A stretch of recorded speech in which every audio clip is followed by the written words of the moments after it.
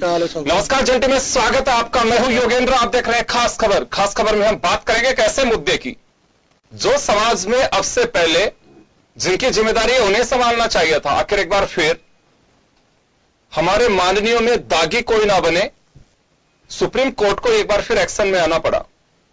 भाजपा नेता और वरिष्ठ अधिवक्ता अश्विनी उपाध्याय ने अपनी एक याचिका दायर की, जिसमें गुरुवार को एक बड़ा फैसला सुनाया है सुप्रीम कोर्ट ने। एफ नरीमन साहब और रविंद्र भट्ट साहब की बेंच ने सुनाया है कि राजनीतिक दलों को अपनी अधिकृत वेबसाइट पर अगर किसी आपराधिक छवि के व्यक्ति को आप टिकट दे रहे तो बताना होगा कि क्यों दे रहे हैं उन्हें। 48 घंटे के अंदर ही पब्लिक डोमेन में आपको लाना होगा कि ये हमारा कैंडिडेट है, इसके खिलाफ ये आपराधिक मामले हैं। ये पार्टियों को तय बताना पड़ेगा 48 घंटे में टिकट डिक्लेयर होने के बाद, और 72 घंटे के अंदर अंदर कमीशन को आपको रिपोर्ट देनी होगी। सबसे बड़ी बात यह है कि कमीशन को भी साफ कह दिया है कि अगर आप इन नियमों के पालन नहीं होता है तो तुरंत कार्रवाई करें।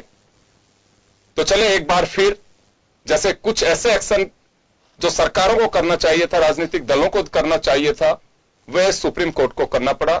इससे पहले भी दागियों को रोकने के लिए इलेक्ट्रॉनिक मीडिया या प्रिंट मीडिया में आपको इश्तिहार देना है कि मैं कैंडिडेट हूं, मेरे खिलाफ ये मामले दर्ज है।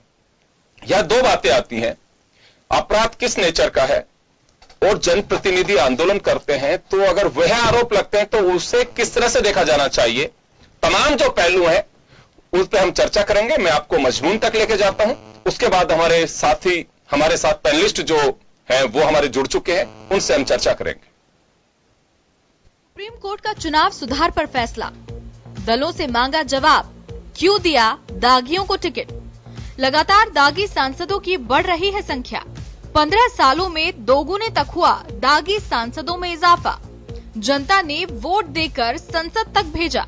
2004 में 24% सांसद, 2009 में 30% सांसद, 2014 में 34% दागी सांसद, 2019 में 43% तक है दागी सांसद।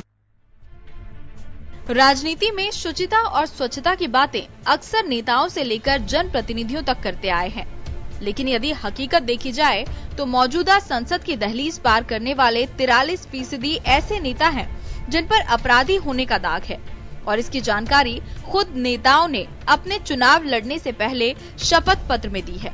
लेकिन फिर भी पार्टियों ने उन नेताओं पर विश्वास जताया और चुनाव लड़ाया।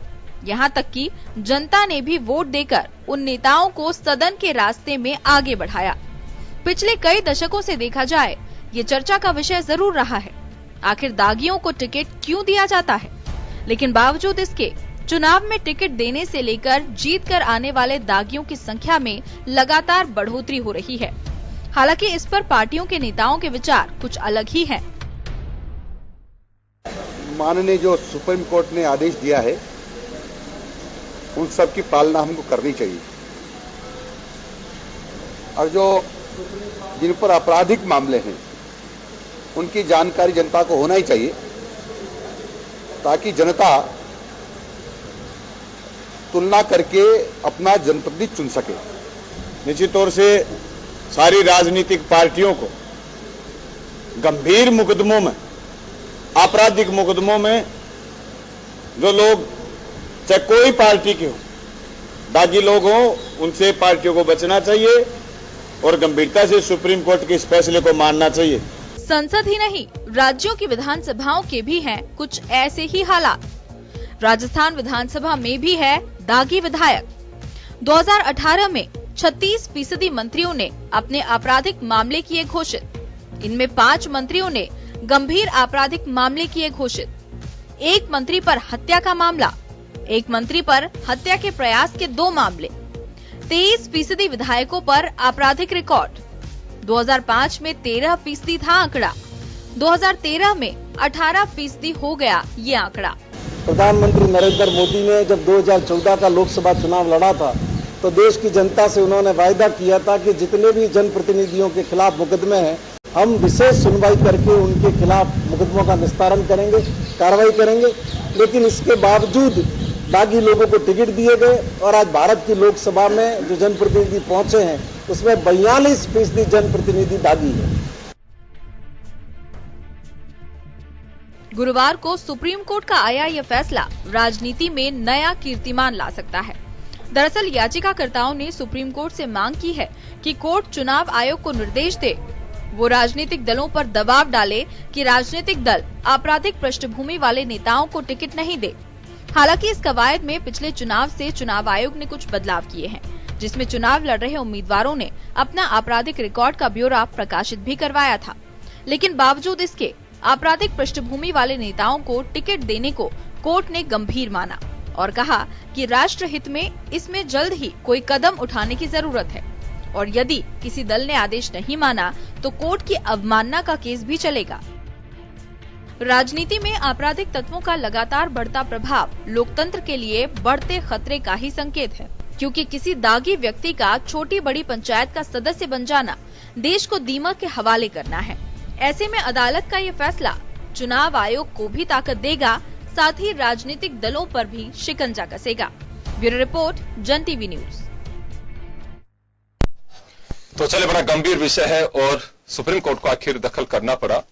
2018 में भी सुप्रीम कोर्ट अपना निर्देश दे चुका है। हम आपको यह एक बात कोट करना चाहेंगे कि लाल बत्ती वीआईपी कल्चर को खत्म करने की बात हो या फिर आपराधिक पृष्ठभूमि के लोगों को अगर सजा सुना दी जाती है तो उन्हें चुनाव रोकने की, उनसे चुनाव लड़ने की रोक लगाने की बात हो, यह मुझे लगता है कि पवित्र सदन से तय होना चाहिए था। राजनीतिक दलों को खुद को अपनी इच्छा शक्ति जाहिर करनी पड़ती या करनी होती तो कर चुके होते। यही वजह है कि सुप्रीम कोर्ट को दखल देना पड़ा। करना तो नहीं चाहिए था। एक बार फिर एक याचिका का डिस्पोजल करते हुए सुप्रीम कोर्ट ने साफ कहा है कि राजनीतिक दलों को खुद को ध्यान देना होगा, क्योंकि जहां विधायिका बनती है, विधायिका से जहां विधेयक बनते हैं, कानून का अमली जामा पहनाया जाता है उन्हें, अगर वहीं से उस पृष्ठभूमि के लोग अगर वहां बैठ करके तो अंदाजा लगा सकते उस कानून के साथ क्या इंसाफ होगा। मेरे साथ इस वक्त शिवचंद साहू साहब हमारे साथ जुड़े हुए हैं, भाजपा के सीनियर लीडर हैं और अधिवक्ता हैं। रामपाल जी जाट आम आदमी पार्टी राजस्थान के प्रदेश अध्यक्ष हैं, खुद एक लॉयर हैं। हमारे साथ उपेंद्र राजपुरोहित जी जुड़े हुए हैं जो कांग्रेस विचारक भी हैं, और श्याम सुंदर शर्मा साहब हमारे साथ जुड़ रहे हैं। सभी का स्वागत है। मैं साहू साहब आपके पास आना चाहूंगा। देखिए, एक इश्यू ऐसा है, राजनीति में अच्छे लोग आने चाहिए, इसमें कोई बात नहीं, डाउट नहीं है। पहले कहा जाता था कि राजनीति, इसमें कहीं कोई बात नहीं है कि संघर्षशील लोग जो हुआ करते थे पहले राजनीति में आ रहे थे 60 के दशक तक। धीरे धीरे दूसरे लोग को रिटायर हुए, वो लोग भी आने लगे। कुछ जिनका अपना कोई समाज में हैसियत है, बड़ी उद्योगपति, वो लोग भी आने लगे। आज अलग अलग तबके के लोग आते हैं। अच्छे लोग आने भी चाहिए। डॉक्टर भी आ रहे हैं, इंजीनियर भी आ रहे हैं, ब्यूरोक्रेट्स भी आ रहे हैं, आर्मी के ऑफिसर्स भी आ रहे हैं, तमाम लोग आ रहे हैं। अच्छी बात है ये। लेकिन एक इसका बदनुमा जो सच सामने आ रहा है, कड़वा सच आ रहा है, आपराधिक पृष्ठभूमि के लोगों को हर राजनीतिक दल टिकट थमा रहा है और मकसद एक ही होता है कि दागी हो या बागी, कैंडिडेट जिताऊ होना चाहिए। ऑफ द रिकॉर्ड तर्क ये होता है। आप लोग जब बैठते हैं तो चर्चा भी मुझे लगता है यही कि साहब छोड़िए, आरोप लगते रहते हैं, जीत तो यही सकता है, टिकट उसी को देते हैं। तो ये तो मुझे लगता है कि बड़प्पन राजनीतिक दलों को दिखाना चाहिए था। क्यों बीजेपी के एक वरिष्ठ अधिवक्ता को मैं कहूंगा कि उन्होंने अपनी जिम्मेदारी निभाई है, कोई पार्टी के सिपाही के नाते नहीं, उन्होंने एक आम नागरिक के नाते उन्होंने याचिका दायर की जिसका डिस्पोजल भी हो। ये तो राजनीतिक दलों को करना चाहिए था। निश्चित रूप से राजनीतिक दलों को शुचिता की राजनीति करनी चाहिए और प्रधानमंत्री नरेंद्र मोदी जी ने ऐसा कई बार कहा भी है कि राजनीति में अपराधियों का कोई स्थान नहीं होना चाहिए, और उनका ये सोच रहा है कि राजनीति में दो तरीके के लोग अपराधी बन जाते हैं। कई बार कुछ लोग जो है सही होते हैं लेकिन राजनीतिक कारणों से उनको अपराधी बना दिया जाता है, और कुछ लोग अपराधी ही होते हैं जिनकी वजह से उनके एक पर एक करके कई मामले बन जाते हैं। तो इसलिए प्रधानमंत्री जी चाहते थे कि ऐसे मामले जो है उनका शीघ्र निस्तारण की कोई व्यवस्था हो जाए, और उसमें अगर शीघ्र निस्तारण होगा तो जिसको राजनीतिक कारणों से अपराधी बनाया वो लोग जो है दोष मुक्त हो जाएंगे, वो राजनीति में आने में उनको सुविधा रहेगी, और जिन्होंने वाकई अपराध किया है ऐसे लोगों का जल्दी निस्तारण हो जाएगा, तो उसके बाद में ऐसे लोग राजनीति से दूर हो जाएंगे। अब ये व्यवस्था जो है अकेले प्रधानमंत्री के हाथ की व्यवस्था नहीं, इसमें हाई कोर्ट और सुप्रीम कोर्ट दोनों है, न्यायपालिका और विधायिका दोनों के सामंजस्य से संभव हो सकती है। सरकार जो है वो सुविधा देती है और हाईकोर्ट व्यवस्था स्थापित करता है कि किस तरीके की न्याय व्यवस्था होनी चाहिए। तो मैं समझता हूं कि मोदी जी ने ऐसा कहा है तो तत्पर भी है, और आने वाले समय में जब ये निर्णय आ गया है कि अपराधी छवि के लोग नहीं होना चाहिए, तो फिर सरकार पर और हाईकोर्ट दोनों पर यह जिम्मेदारी आ जाती है कि वो इस बात का फैसला शीघ्र करें कि कौन वास्तव में अपराधी है और कौन व्यक्ति निर्दोष है जिसको अपराधी बनाया जा रहा है। ऐसा न्यायालय से निर्णय आ जाएगा तो उसके बाद में सुविधा होगी सही व्यक्ति को न्यायिक व्यवस्था आने में। इसलिए मैं चाहता हूं कि सूचिता के तहत जो ये काम होना चाहिए, और जिन भाजपा के अधिवक्ता जी ने ऐसा किया, मैं उसको भी साधुवाद देता हूं। चलिए रामपाल जी के पास जाना चाहूंगा। रामपाल जी, क्या कहा जाए इसे कि बड़ी संख्या में दागी विधानसभाओं और लोकसभा में पहुंच रहे हैं, तो मुझे लगता है कि बड़ा एक चिंता और गंभीर विषय है जिसे रोका जाना चाहिए तो कायदे से राजनीतिक दलों की ओर से, और गाइडलाइन बना करके दे रहा है सुप्रीम कोर्ट, क्योंकि सुप्रीम कोर्ट के पास में अगर कोई जाता है, अगर राजनीतिक दल अपनी ओर से अगर कोई पहल नहीं करते तो निश्चित रूप से न्यायपालिका को दखल देना पड़ता है। योगेंद्र जी, चुनाव सुधार, मैंने अनेक घोषणा पत्र पढ़े कई पार्टियों के, उनमें पहले तो बड़ा जोर शोर से उठाया जाता था। अब तो मुझे लगता है जो घोषणा पत्र है उससे भी चुनाव सुधार वो स्थान उसका कम होता जा रहा है। तो ये जो पार्टियों की इच्छा शक्ति होती है वो तो जरूरी है ही, है ना। अब कोई भी नेता कुछ भी कहे, लेकिन उसका कहना और उसका आचरण, इसमें बड़ा अंतर हो गया। इसलिए वो कहते कहते भी उनको सबको सहन करते रहते हैं। तो नहीं कहे तो अच्छा ना, और कम से कम जो सत्ता में बैठे हैं उनको तो बोलना कम चाहिए, करना ज्यादा चाहिए। तो मैं सोचता हूं उनको रिएक्शन की वजह एक्शन करना चाहिए, क्योंकि एक्शन करने की पोजीशन में है। अब एक्शन करने में भी रिएक्शन देने लग जाए तो मैं सोचता हूं उनकी गंभीरता पे प्रश्न चिन्ह है कि वो केवल लोगों को ऐसा समझते हैं कि वो बोल देंगे जिसमें लोग मान लेंगे हाँ भाई इनकी इच्छा शक्ति तो अच्छी है, लेकिन बोलने से काम थोड़ी चलता है।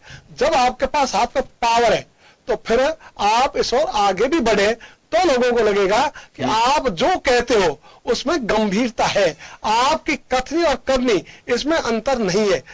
तो ये जो स्थिति अभी पूरी राजनीति में, इसमें सुधार का जो अभी कदम उच्चतम न्यायालय ने एक याचिका में लिया, तो जिन आज अश्विनी जी ने ये याचिका लगाई निश्चित रूप से उस साधुवाद के पात्र है। और उच्चतम न्यायालय ने भी जो दिशा निर्देश दिया है उससे एक सीमा तक अंकुश लगाने की दिशा में हम आगे बढ़ पाएंगे, लेकिन तो भी करना तो पार्टियों को ही है।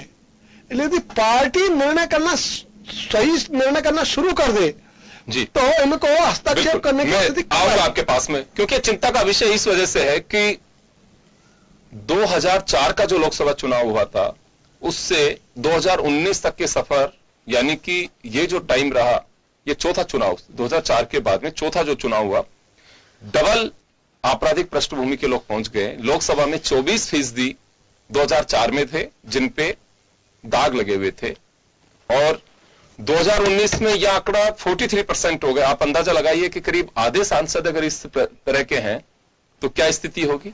मैं उपेंद्र राजपुरोहित जी के पास जाना चाहूंगा। उपेंद्र जी, क्यों ना राजनीतिक दलों को तय कर लेना चाहिए कि हम आपराधिक पृष्ठभूमि के लोगों को टिकट ही नहीं देंगे? ये क्यों प्राथमिकता हो जाती है कि जीतना चाहिए, वो चाहे दागी हो या बागी? देखिए उपेंद्र जी, यहाँ स्थिति बड़ी कंफ्यूजन वाली है राजनीतिक दलों के लिए भी।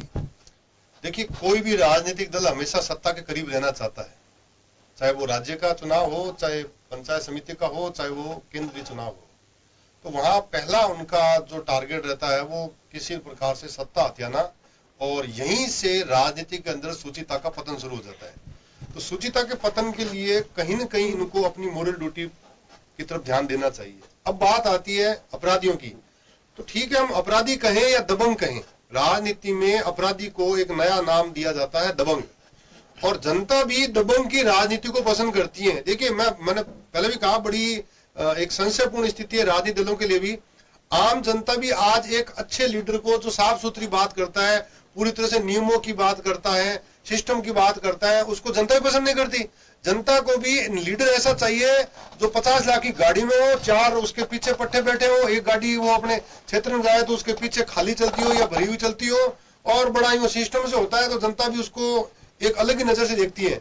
और ऐसे में एग्जांपल आपको राजस्थान में दे दूं, 50 तो बिल्कुल सिंपल से बेचारे लेम्ब्रेटा स्कूटर पर चलते थे, 98, 99 के अंदर अच्छे लीडर थे, जनता उनकी तो ध्यान नहीं देती थी, वो खड़े हैं, उनको कोई तवज्जो नहीं है। तो जनता भी इस प्रकार के दबंग लीडरों को जो है उनको तवज्जो देती है, तो राजनीतिक पार्टियों की हमें मजबूरी बन जाती है कि वो जनता के बीच में से या सोशल लोगों में से जो दबंग टाइप का होता है, चाहे उस पर वो आपराधिक हो या वाचालू दबंग हो, यहाँ दबंग में कई तरह की कैटेगरी आ जाती है, तो उसमें कहीं न कहीं आपराधिक छवि के लोगों को भी प्लेटफॉर्म मिलने का चांसेस मिलता है, और वहीं से आपराधिक लोग राजनीतिक में आ जाते हैं। जी, राजस्थान के भी अगर जो 2018 के चुनाव में एफिडेविट्स आए उसके आधार पर देखें तो हर तीसरा विधायक दागी है। मैं एक बार रामपाल जी के पास जाना चाहूंगा। रामपाल जी, आपने एक सुझाव दिया कि राजनीतिक दलों को खुद को देखना चाहिए। यहां मैं निवेदन ये करूंगा आपसे कि 70 विधायक हैं दिल्ली विधानसभा में, 41 विधायक दागी हैं, यानी कि 63% ये पोजीशन है। अगर आप कहें कि अभी यहां तो आपको ये भी अवसर नहीं मिल सकता कि बीजेपी के लोग होंगे, बीजेपी के तो 8 अगर सभी दागी भी हैं तो भी फिर आप अंदाजा लगाइए कि क्या पोजीशन है। आपने कितने लोगों को जिन पे किसी न किसी तरह के दाग हैं, चाहे वो मारपीट के मामले हो, ये मुझे एग्जैक्टली तो अभी इसमें मैं नहीं कह सकता किस पे है, महिलाओं के खिलाफ हिंसात्मक जो अपराध हैं उनकी संख्या भी 13 विधायक हैं जिनके ऊपर इस तरह के गंभीर आरोप लगे हुए हैं। योगेंद्र जी, ये जो स्थितियां आती है इनके पीछे भी हमको जाना पड़ेगा।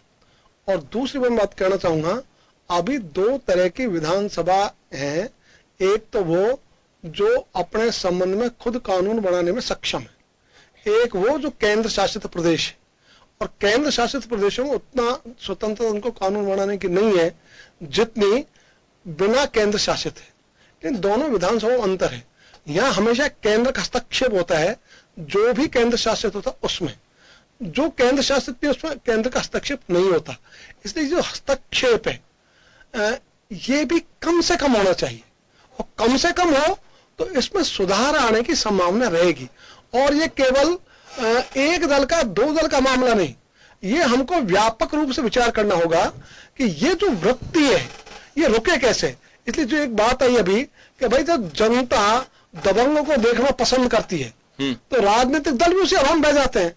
तो अपना सामान्य जन और राजनीतिक दल, इन दोनों में अंतर करके देखना पड़ेगा। राजनीतिक दलों की जिम्मेदारी अधिक है, उनको अधिक संयम रखना चाहिए, उनको अधिक अच्छे ढंग से काम करना चाहिए, ये आवश्यक है। और एक काम और जो अभी कोई भी राजनीतिक दल नहीं कर पा रहा है, जब वो सत्ता में नहीं हो या जब वो सत्ता में हो तो जन शिक्षण के काम, मतदाताओं को शिक्षण के काम ये होते ही नहीं है, बंद से हो गए। इसलिए यदि ये काम शुरू होते हैं जन शिक्षण के, इसमें चुनाव सुधार की दिशा में और अच्छे परिणाम आ सकते हैं। इसलिए जन शिक्षण के काम हर राजनीतिक दल को अपना कर्तव्य समझकर, अपना धर्म समझकर वो करने चाहिए, जिसकी लेकिन मैं एक बात कहना चाहूंगा रामपाल जी, यहां कोशिश की जा सकती थी आम आदमी पार्टी की तरफ से कि हमने जो कैंडिडेट चुना है उस पर किसी भी तरह का कोई दाग नहीं है। ये तो लेटेस्ट रिपोर्ट आपको मैं शेयर कर रहा हूं, जिसमें अगर 8 विधायक बीजेपी को निकाल भी दें आप, बाकी विधायक तो आप ही के हैं। नहीं, आप सही कह रहे हैं। इसलिए किसी भी दल के हो 35 विधायक अगर आपके दागी बैठे हुए अंदर, इसमें से तो कैंडिडेट जो आप 8 आपके हार भी गए उनमें भी एकाध होंगे। इसलिए ये जो स्थिति है, इसके लिए हमको समग्र रूप से विचार करना पड़ेगा। जी चलिए, मैं आऊंगा आपके पास में वापस। मैं एक बार साहू साहब के पास जाना चाहूंगा। साहू साहब, एक बड़ी अच्छी बात लगी थी मुझे, और ये पार्टी लाइन से ऊपर उठ करके भी कई बार होता है ये कि जन आंदोलन चलते हैं, रास्ता रोकना पड़ता है, कहीं मटके फोड़ने पड़ते हैं, कहीं पे क्या हो जाता है, जनता के लिए संघर्ष करना पड़ता है, वो मुकदमे दर्ज हो जाते हैं। उसका डिस्पोजल नहीं होता है जब तक वो आपके खाते में मुकदमा बसता रहेगा कि मेरे पे रास्ता रोकने का, उसको बलवा का रूप भी दे दिया जाता है कई बार सरकारी संपत्ति को नुकसान पहुंचाने का भी आ जाता है। कई बार देखते हैं हमारे कई यूनिवर्सिटी के साथी निकले हुए हैं उन पे जन आंदोलन में। इसकी कुछ तय करना चाहिए, राजनीतिक दलों को तय करना होगा। लेकिन इसी बीच प्रधानमंत्री जब बने थे नरेंद्र मोदी, तो एक बात कही थी उन्होंने पहले बजट सत्र के दरमियान कि ये प्रयास हम करेंगे कि राजनीतिक पार्टियों से ताल्लुक रखने वाले लोग हैं जिनके खिलाफ आपराधिक मामले हैं या जो एमएलए बन गए, उनके केसेस का डिस्पोजल फास्ट हो। लेकिन उस दिशा में कोई काम हुआ नहीं। रामपाल जी शायद यही सवाल उठा रहे थे उस वक्त कि कहना बहुत आसान है, कहे जाते हैं, लेकिन कोई अमली जामा नहीं पहनाता उसे। तो ये तो कोशिश की जा सकती थी। निश्चित रूप से योगेंद्र जी, प्रधानमंत्री जी ने ये घोषणा की थी तो कोई प्रधानमंत्री पर किसी का दबाव नहीं था, किसी संगठन की मांग भी नहीं थी। उनके अंतर मन की आवाज थी कि राजनीति में शुचिता होना चाहिए। और प्रधानमंत्री हर समय इस बात पर जोर देते हैं कि राजनीति में शुचिता होना चाहिए, अच्छे चरित्र के लोग आने चाहिए, मेहनती लोग आने चाहिए, जन नेता आना चाहिए, जन जन के लिए जो रात दिन संघर्ष करते हैं ऐसे लोग आना चाहिए। ऐसा कई बार उन्होंने अपने सांसदों को निर्देश दिए हैं कि आप लोगों को इस तरीके से जनता का काम करना, आप जनता के सेवक हैं।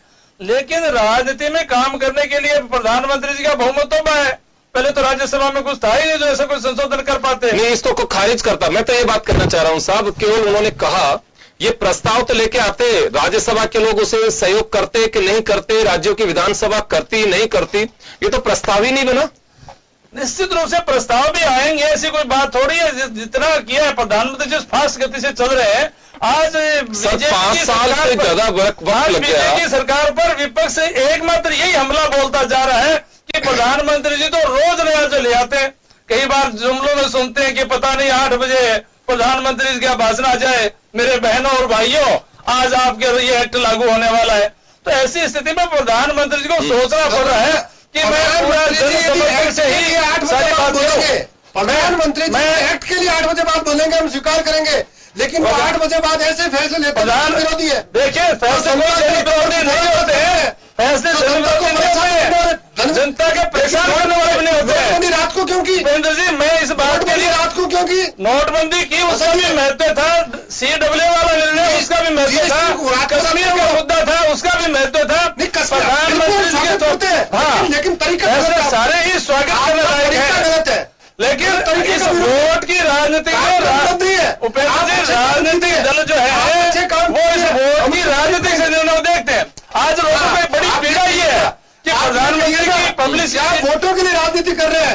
आप देश के लिए वोटों के लिए राजनीति नहीं कर रहे। आपने कहा अभी, मैंने ये कहा है वोटों के लिए राजनीति करते हैं। उपेंद्र जी, आपने मैंने कहा है सिखा लिया आपने कहा, उसी को रिपीट कर। मैंने ये कहा है, आपने सुना नहीं। आप अपने ध्यान से सुने। मैंने ये कहा है कि प्रधानमंत्री जी के अच्छे फैसलों का भी लोग वोटों की राजनीति का विरोध करते हैं। कौन सा का विरोध हुआ? प्रधानमंत्री का CWA वाला निर्णय जो है वो देश का विरोध हुआ। वो निर्णय जो है, क्या 370 का देश में विरोध हुआ कहीं पे? 300, वो तो पीड़ा यही है। क्या 35 नहीं 35 आज लोगों को पीड़ा यही है प्रधानमंत्री जी से मुझे होती जा रही है। ये मत जाइए, आप बताइए क्या 370 का भारत में विरोध हुआ? क्या 35 का भारत में विरोध हुआ? उपेंद्र जी, क्या आप जवाब देंगे कि मेरी बात का जवाब देंगे आप? JNU में हो रहा है वो क्या सही हो रहा है? शाहीन बाग में हो रहा है वो क्या सही हो रहा है? जो लोग उनके साथ खड़े हैं उनके साथ क्या दिखाइए। आप कार्रवाई क्यों नहीं करते? आप उठाइए, हम आप गद्दारों को उठाइए, हम आपके साथ में। निश्चित आपने गिरफ्तार किसी को किया? पंचायत तंत्र में सब कार्रवाई होती है, मेरी बात होती है। मेरी बात इस तरीके से वाले लोग हैं अपराधी। निश्चित रूप से वो काम प्रधानमंत्री करेंगे। प्रधानमंत्री दृढ़ संकल्प वो करके रहेंगे। एक ब्रेक के लिए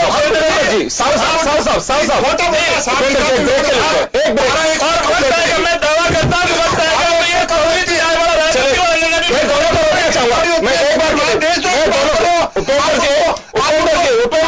राष्ट्र विरोधी कानून एक बात रुके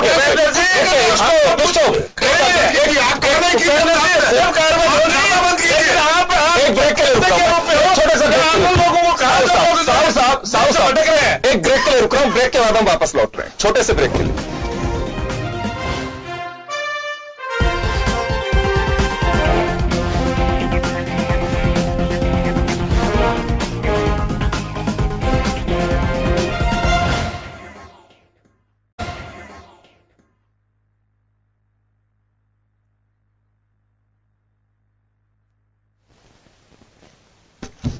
ब्रेक के बाद एक बार फिर आपका स्वागत है। हम ले चलते हैं आपको सीधे राजस्थान विधानसभा, जहां परिवहन विभाग की प्रतिवेदन जो पेश किया गया उस पर बहस हुई और अभी परिवहन मंत्री प्रताप सिंह खाचरियावास इसका जवाब दे रहे हैं। मैं सीधा आपको विधानसभा ले चल रहा हूं। काल का जो घाटा था वो घाटा बड़ा था। एक बात सही है कि नफे और नुकसान से पब्लिक चला करते। लोकतंत्र में सरकार का सबसे बड़ा उद्देश्य है कि जन कल्याणकारी सरकार नफे और नुकसान से नहीं चलती, पब्लिक वेलफेयर से चलती है। और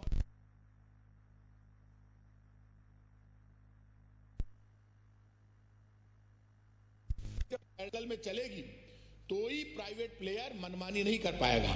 यदि आज रोडवेज हट गई तो फिर प्राइवेट प्लेयर की मनमानी बढ़ेगी, अपराध बढ़ेंगे। और मैं आज आपसे कह रहा हूं, जो दुर्घटनाओं की बात इन्होंने कही, राजस्थान रोडवेज अभी दिल्ली में सम्मानित होकर आई है। दुर्घटनाओं में राजस्थान रोडवेज का रेशियो हिंदुस्तान में सबसे कम है।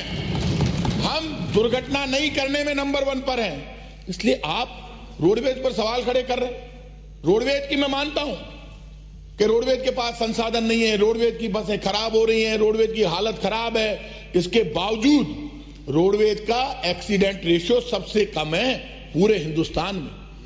इसका मतलब आप ये मानकर चलिए यही नियत थी कि कैसे भी रोडवेज की स्थिति दिन पर दिन ठीक हो और हम रोडवेज की स्थिति को सुधार पाएं। नई बसों का जहां तक सवाल है, लगातार नई बसें आएगी। रजिस्ट्रेशन के लिए आपको मैंने क्लियर कर दिया। वर्तमान सरकार ने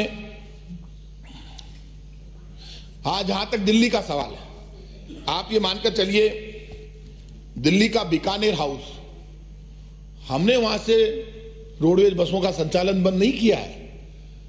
दिल्ली जयपुर में रोडवेज बसों का जो संचालन बंद हुआ वो आपके टाइम पर हुआ। और वहां पे इतना झगड़ा हुआ बीकानेर हाउस पे कि राजस्थान की बीजेपी की सरकार की पुलिस खुद गई रोडवेज को बंद कराने गए। चलिए पुलिस वाले नेता के बीकानेर हाउस से रोडवेज बस नहीं चलेगी, हटाओ इसको। मैनेजर वगैरह आंदोलन चल रहा था, कर्मचारी इकट्ठे हो गए। उन्होंने कहा नहीं, हम हमारा स्टैंड नहीं हटाएंगे रोडवेज का। बोले कैसे नहीं हटाओगे, हमने ये पूरा बीकानेर हाउस ही दे दिया किसी को। बोले साहब हमारी रोडवेज की आप कैसे दे सकते हो, रोडवेज के पास तो जब से रोडवेज की स्थापना हुई है तब से है। माने नहीं। और आखिर वो कर्मचारियों ने मुकाबला किया। ये उस दिन का जो पाप है ना बीकानेर हाउस का, आज तक बस शुरू नहीं हो पाई। मैंने जान लड़ा रखी है। मैंने यहां तक कहा कि 10 इलेक्ट्रिक बस ले आओ। ये कहा गया कि प्रताप सिंह खाचरियावास कह रहा भ्रष्टाचार फल फूल रहा। मैंने ये नहीं कहा। मैंने रोडवेज की मीटिंग में कहा कि ये स्वीकार करना पड़ेगा कि यदि रोडवेज की बस खाली बिना टिकट के मिलती है पूरी और रोडवेज के स्टैंड पर कोई गड़बड़ होती है तो उसके लिए मैनेजर जिम्मेदार है। अब हम नई नीति लेकर आएंगे, हमने भी तैयारी की है। बिना टिकट के कोई यात्री मिलेगा, अब उस यात्री पर भी हम फाइन करेंगे, 4 गुना फाइन चार्ज करेंगे। आप टिकट लेके बैठो, कहीं पर हमें स्ट्रिक्ट होना पड़ेगा। और जो आप चिंतित हैं, हम बसें ला रहे हैं, कोशिश कर रहे हैं, मुझे भी बुरा लगता है। मैं भी पॉपुलर पॉलिटिक्स करता हूं। हर आदमी, मैं चाहता हूं हर आदमी मेरे से संतुष्ट हो, लेकिन जब बस मांगते हैं बस हो तब दें। कोशिश कर रहे हैं आपको बस मिले, इसीलिए तो 876 बसें लेकर आए हैं। हर आदमी चाहता है कि मेरे यहां से आप भी अपने अपने जो आपका एमएलए फंड है, आपको पता है रोडवेज की हालत खराब है, आप भी 10-10, 20-20 लाख रुपए आपके यहां पे दो। आप जहां बनाना चाहोगे स्टैंड, आपको 20 लाख रुपए खर्च करना, आप बनाओ ने।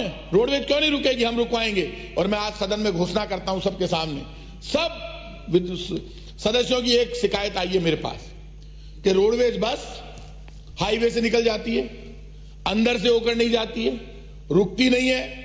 ये जो सिस्टम है इसको फुल प्रूफ करने के लिए मैं सदन में घोषणा करता हूं कि ड्राइवर कंडक्टर हाईवे से नहीं निकलेगा, जहां से उसको अंदर से निकलना, अंदर से सवारियों को लेते हुए निकलेगा और छोड़ते हुए निकलेगा।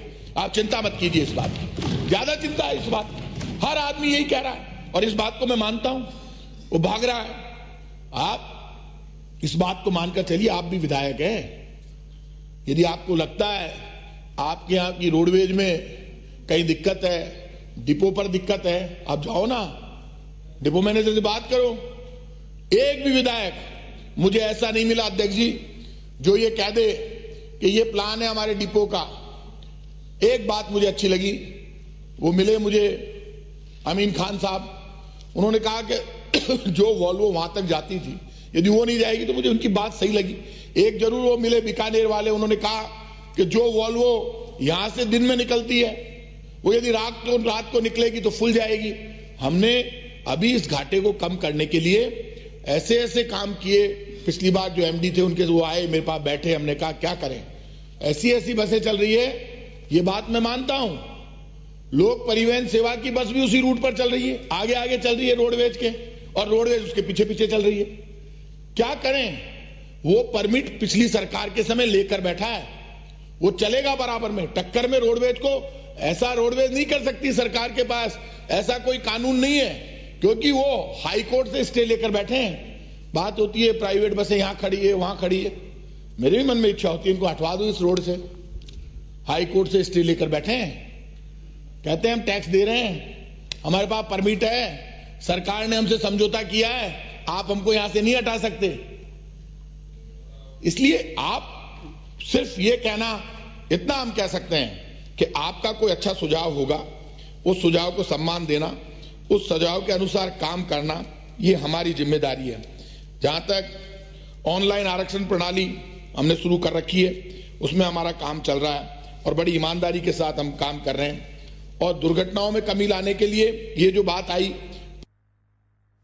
तो आपने सुना राजस्थान विधानसभा में रिप्लाई दे रहे हैं प्रताप सिंह खाचरियावास से, जो राजस्थान के परिवहन मंत्री हैं। तो चले हम चर्चा कर रहे हैं सुप्रीम कोर्ट के उस निर्देश की जिसमें राजनीतिक दलों को खुद को नजीर पेश करनी चाहिए थे, लेकिन सुप्रीम कोर्ट को नसीहत और आदेश देने पड़ रहे हैं। मैं ब्रेक से पहले आपके पास में था साहू साहब, हम जानना चाह रहे थे, आपने कहा कि मोदी साहब बहुत आगे कर रहे हैं, बहुत कुछ कर रहे हैं। निश्चित रूप से जब जिम्मेदारी मिली है तो करना चाहिए, अच्छे का जब होते तभी देश आगे बढ़ता है। लेकिन ये एक बड़ी बात थी, राजनीतिक दलों पे कई केस, इसमें कहीं को संदेह नहीं है कि इसने रास्ता रोक दिया।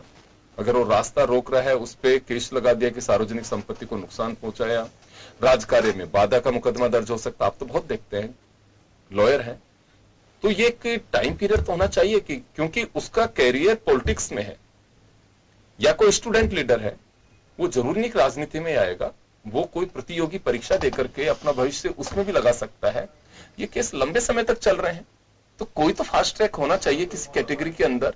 मैं ये नहीं कहता कि पॉलिटिकल पार्टीज के जो लीडर्स हैं तो उन्हें आप वीआईपी ट्रीटमेंट दीजिए और उन्हें फास्ट करिए उनका काम, ताकि वो पब्लिक के केस बहुत सारे हैं, लाखों की संख्या में इस देश में केस पेंडिंग पड़े हुए हैं, जो जवाब चाहते हैं सरकारों से और सिस्टम से कि हमें न्याय कब मिलेगा। तो ये कुछ चीजें ऐसी हैं कि जिस पे गौर फरमाना चाहिए। कहना बहुत जल्दी है, लेकिन 6 साल निकल गए इस कहने में भी, तो मुझे लगता है कि ये तो फास्ट पे आना ही चाहिए था। योगी जी, सबसे पहले तो मैं क्लियर कर देता हूं कि न्याय व्यवस्था जो केंद्र का विषय नहीं है। न्याय व्यवस्था सर, जजों की नियुक्ति केंद्र का विषय है या राज्य का विषय है? अगर पेंडेंसी को कम कराना है तो जुडिशरी को आपको इंफ्रास्ट्रक्चर देना पड़ेगा, ये सरकारों का काम है। जजों की नियुक्ति की भी आप बात कर रहे हो, हाई कोर्ट और सुप्रीम कोर्ट के जजों की नियुक्ति में तो हाई कोर्ट, सुप्रीम कोर्ट और केंद्र सरकार सब नीचे करवाइए। अगर राजनीतिक लोगों के मुकदमों की ट्रायल की बात कर रहे हैं, ये विषय तो हर प्रदेश का विषय है। हाँ, उसमें गवर्नमेंट केंद्र सरकार कुछ ऐड करती है, जैसे त्वरित न्याय के लिए जो है फास्ट ट्रैक कोर्टें खुली, तो उसमें केंद्र सरकार ने भी कुछ राशि मदद की और अलग अलग स्टेट में हुई। जब लगा कि फास्ट ट्रैक कोर्टों की आवश्यकता नहीं है तो हाई कोर्ट ने सरकार को सुझाव दिए, फास्ट ट्रैक कोर्ट खत्म होगी।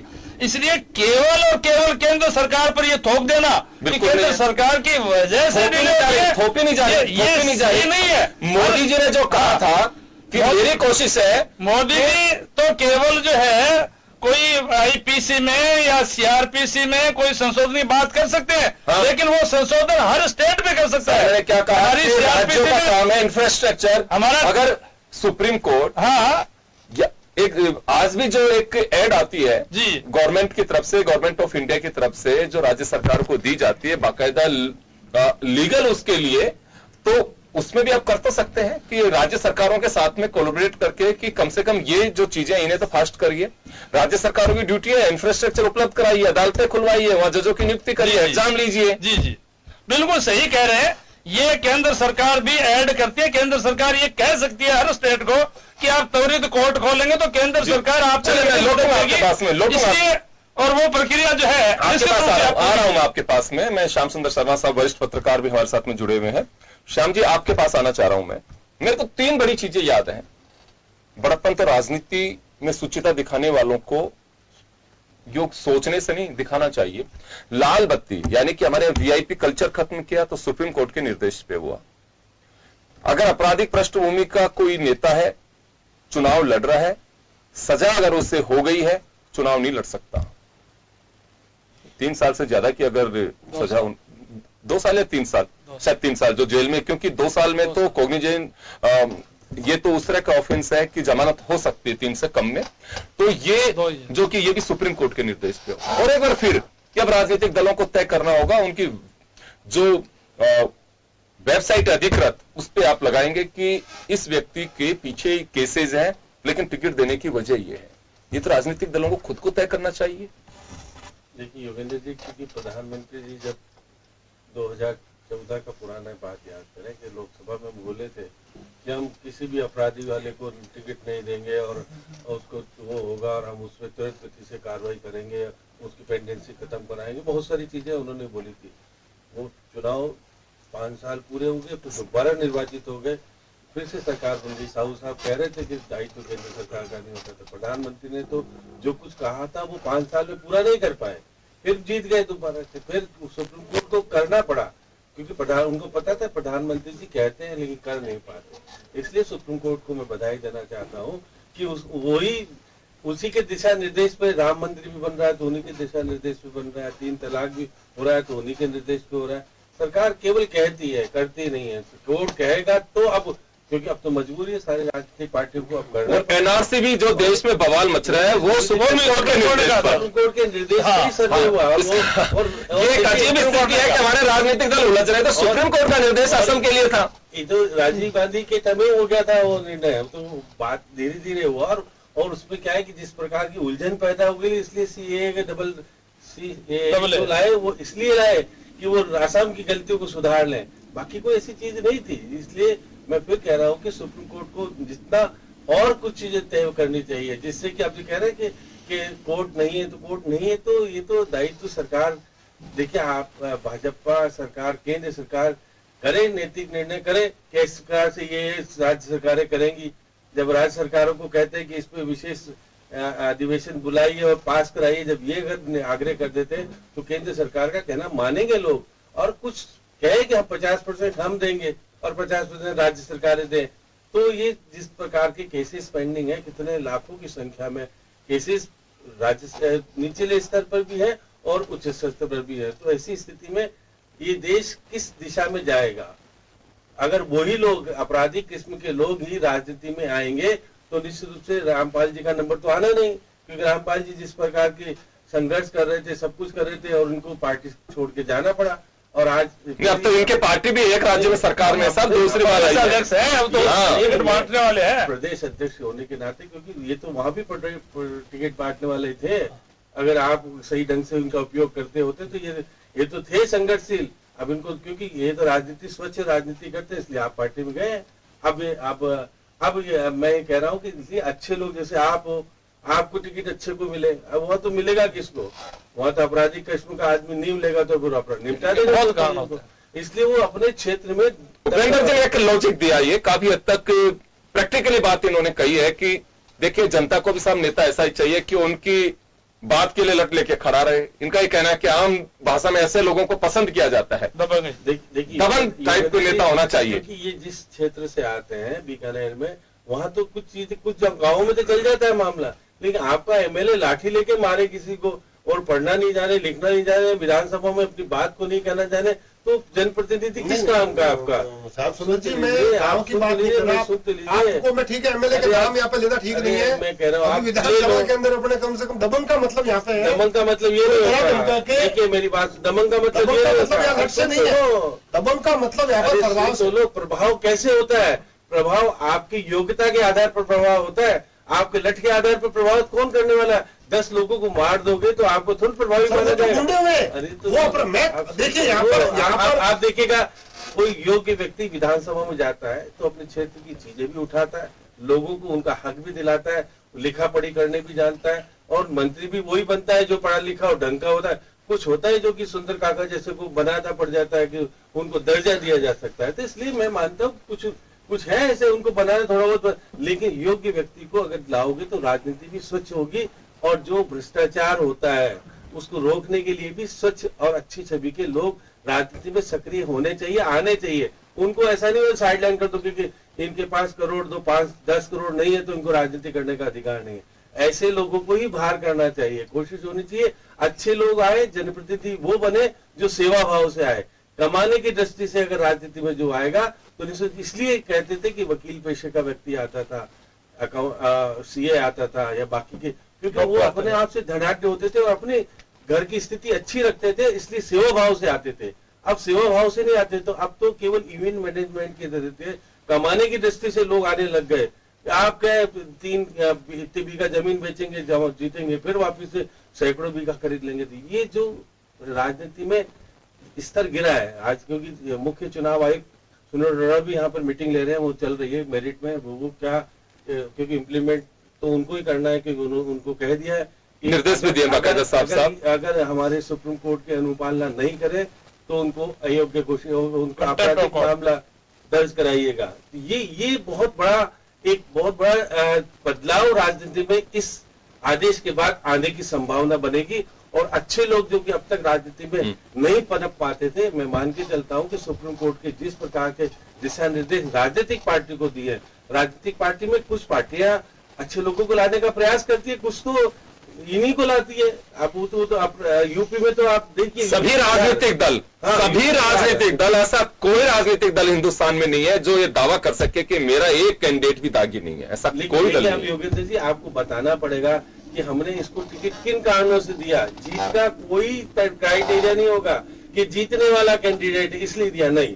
अब आपको बहुत सारी चीजें जो क्लियर, आपको राष्ट्रीय अखबारों में उसको देना पड़ेगा, स्थानीय अखबारों में देना पड़ेगा, सोशल साइट। सबसे बड़ी बात तो आपकी जो अधिकृत वेबसाइट है उस पर भी डालना पड़ेगा, उस पर आपको डालना पड़ेगा कि इनके ऊपर ये मुकदमे और टिकट देने की वजह ये है। इसलिए अब राजनीतिक पार्टी भी सोचने के लिए मजबूर होंगी, उनके नेता भी सोचने के लिए मजबूर होंगे कि हमको पहले से दागी घोषित कर दिया जाएगा, जीते नहीं जीते, लेकिन टिकट देने के पहले ही आपको सारा शोशोबाजी करनी पड़ेगी। बिल्कुल। उसके अलावा देखिए, आज भी अगर कैंडिडेट है तो उसको विज्ञापन देना होता है एटलीस्ट 2 जगह पे, लेकिन कि मैं अपराध तो केवल ऐसा दिखावे और फिर देखिए ऐसे करके देते थे।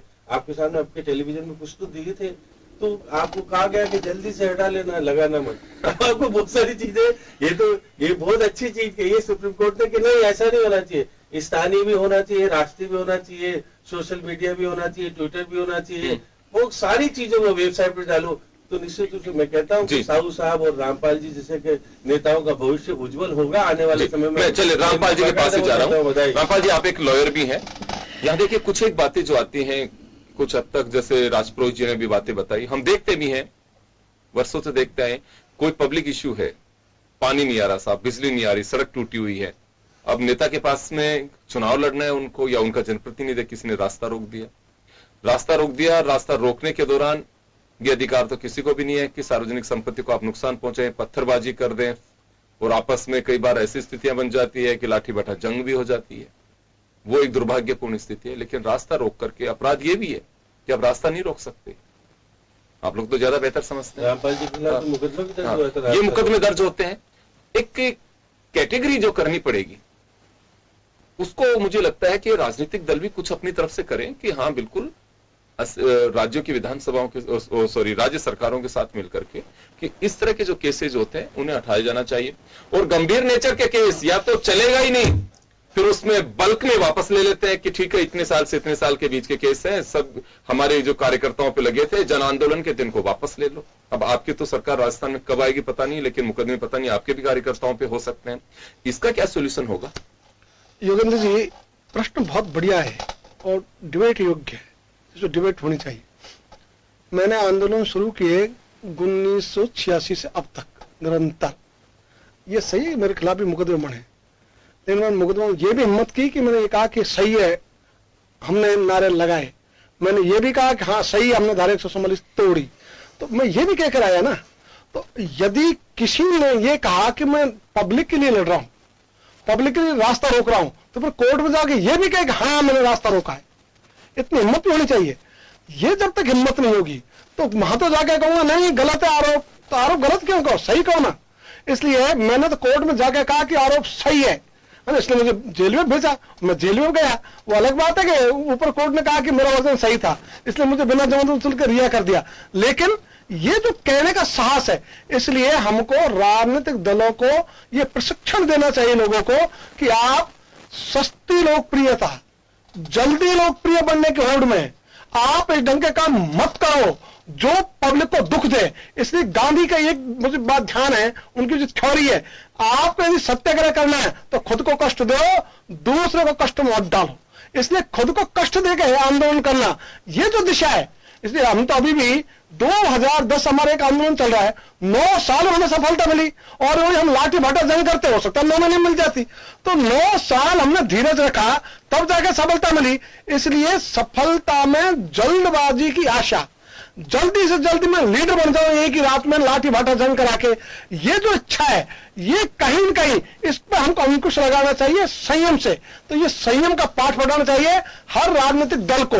इसलिए पब्लिक के काम करें, उसका तरीका अपराध करना नहीं है। इसलिए और दूसरा जो गड़बड़ होती है, जैसे ही किसी भी पार्टी की सत्ता आई तो हमारे कार्यकर्ता मतलब उनको वापस लो, इसलिए उनको लगता है कि तो सब वापस ही होने हैं, करो, तो ये प्रोत्साहन मिला ना। तो इन चीजों को हतोत्साहित करना चाहिए कि गलत चीज है, तो पब्लिक में शांति रहे, शांतिपूर्ण आंदोलन हो, गांधी के रास्ते पर चलते अहिंसापूर्ण आंदोलन हो, तो ये समस्या कम होगी। इसलिए समस्या बढ़ती इसलिए हमारी मानसिकता ऐसी हो गई, नजरअंदाज किया जा रहा है।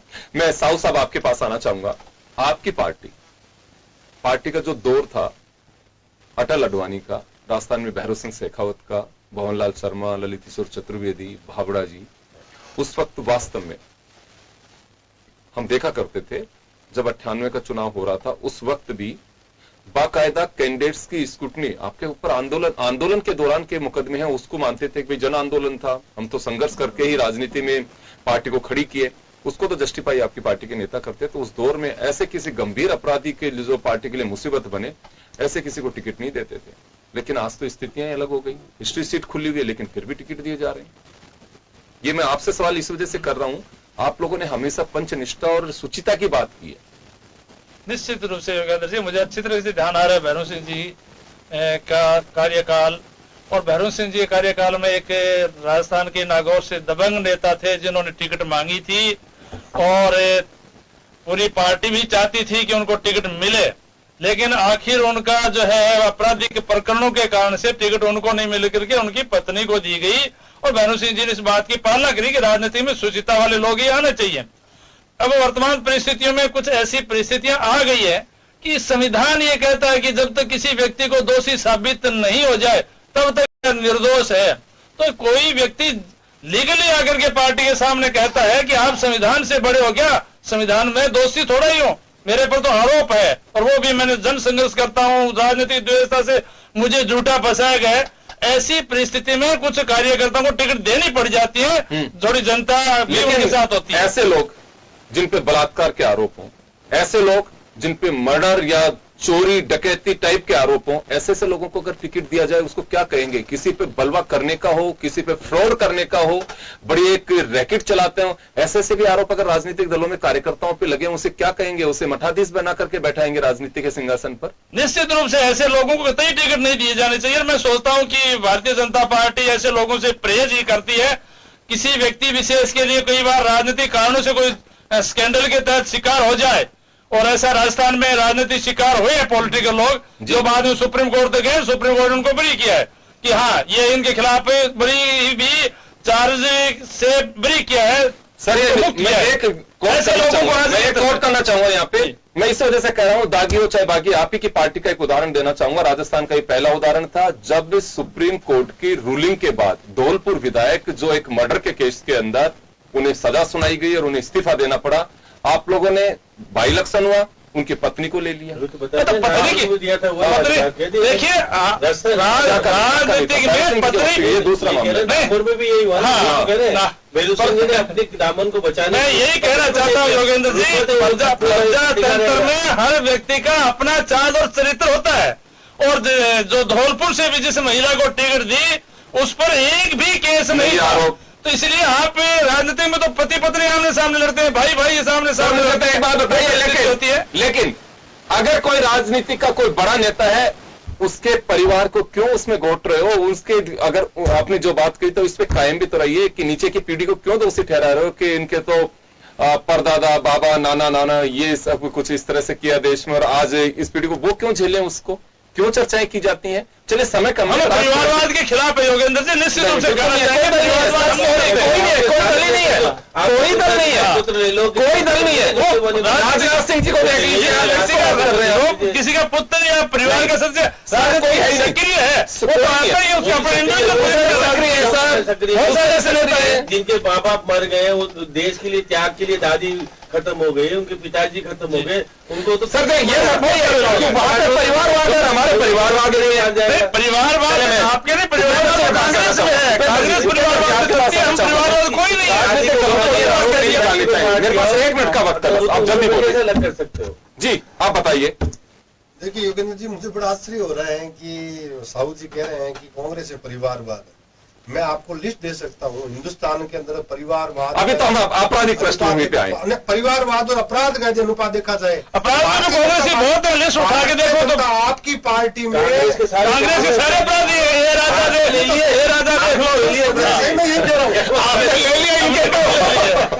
हम आपके अनुपातिक देखें तो 60-40 का रेशियो है सर। 60% अपराधी आपकी पार्टी के अंदर और 70% आपके कांग्रेस वाले आए। नहीं, कोई कांग्रेस वाले नहीं आए। 70% आप परिवारवाद का आरोप लगाते हो, आप परिवारवाद का आरोप लगाते हो पार्टी के आगे। कौन थे? नेहरू जी कौन थे? इंदिरा जी कौन थी? सोनिया जी कौन थी? राहुल गांधी हरियाणा में इसके साथ कौन है? ये कौन लोग हैं? ये परिवारवाद का ही तो उदाहरण है। परिवारवाद नहीं है। अरे तो आप हरियाणा में क्यों भूल जाते हो कि उस परिवार को आप अपना लिया, क्योंकि आपका सरकार बनाने है वो, आप उसको तो कहते हो वो तो अच्छा है। चले मैं हमारी पार्टी से नहीं है। चले मैं माफी चाहूंगा। हाँ सहयोगी इनके पैसा की है वो। आपका तो हर एमएलए और एमपी का बेटा या पोता या पत्नी परिवारवाद के अंदर पार्टी में पता नहीं कहां पहुंच गए। हमारे एक एग्जाम्पल आपको दिला। चलिए मैं माफी चाहूंगा, मैं समय कम है। बहुत ही अच्छा एक सुप्रीम कोर्ट का इसे मैं डिसीजन कहूंगा।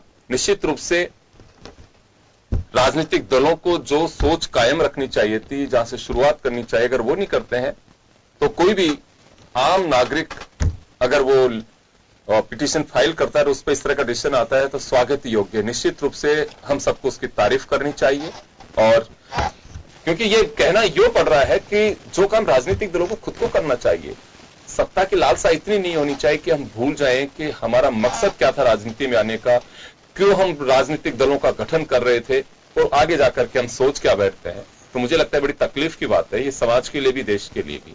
तो कोशिश करिए कि एक शुचिता हो इस देश में, और एक अच्छा स्वच्छ और एक बढ़िया जो अच्छे कहे जाने वाले नागरिक, श्रेष्ठ पार्लियामेंट्रियन बनकर के आए, तो मुझे लगता है बड़ी गर्व की बात होगी। बहुत बहुत शुक्रिया आप सभी का। खास खबर में आज इतना ही। दीजिए इजाजत, नमस्कार।